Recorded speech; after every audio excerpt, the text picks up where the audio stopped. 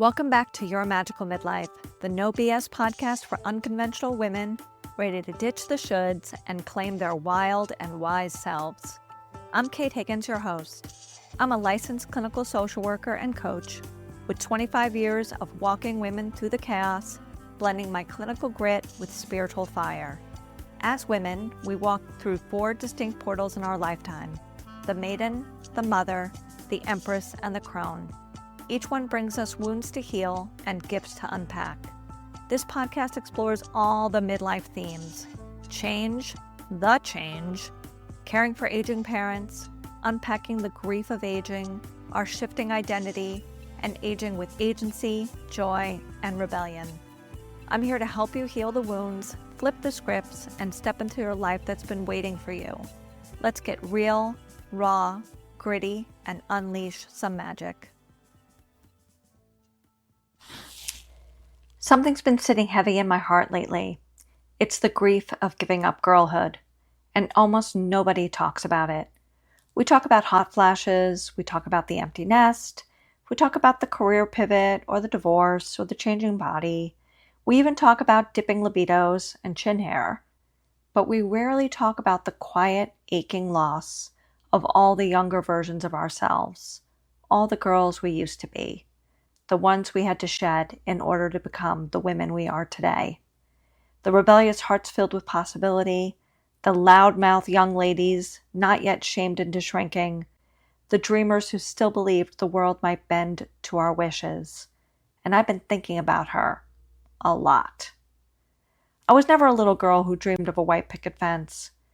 Mainly, I suspect, because the home I grew up in felt so chaotic and conflict-filled. Many of the women I work with share that sentiment and feel shamed about the life they've lived. They feel judged about not having the house, the picket fence, the $1 million 401k, and when we unpack it, it's clear that they've made choices in order to avoid repeating the unappealing home that they grew up in.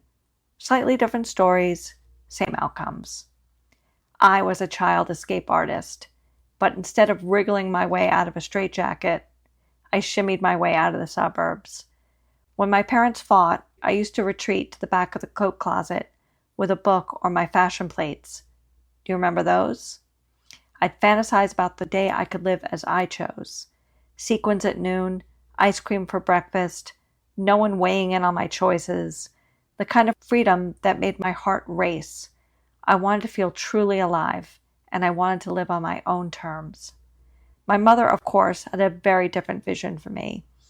And even though she was really vocal about how unhappy she was, she still wanted me to live whatever her version of safety was.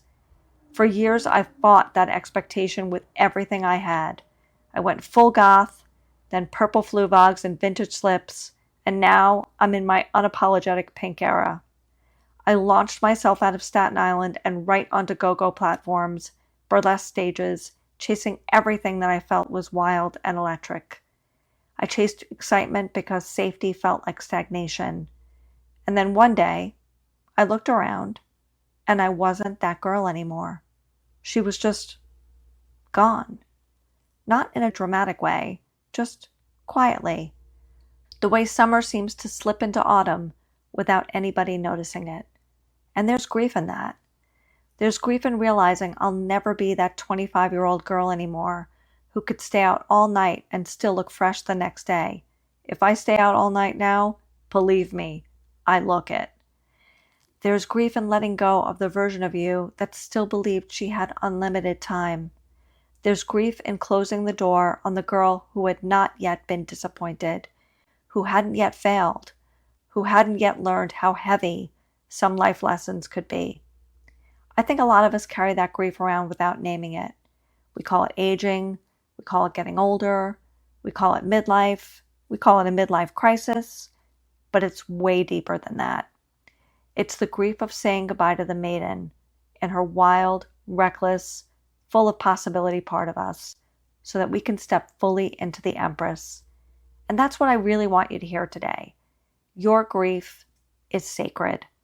It's not something to rush past or fix or spiritually bypass with, but you're wiser now. It deserves to be felt.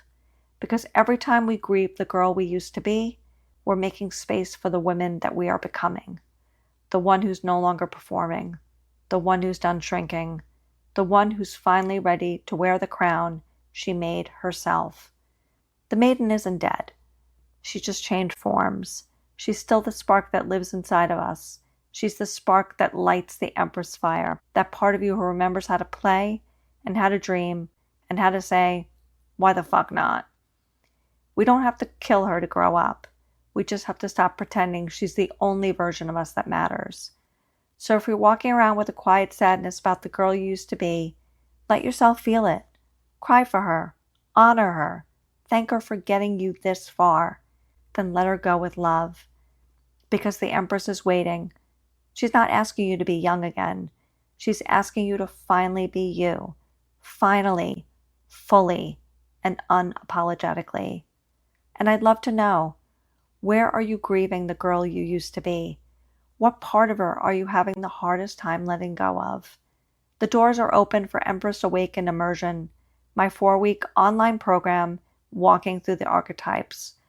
Sometimes we have to grieve the versions of ourselves and let go of them so that we get to celebrate them too.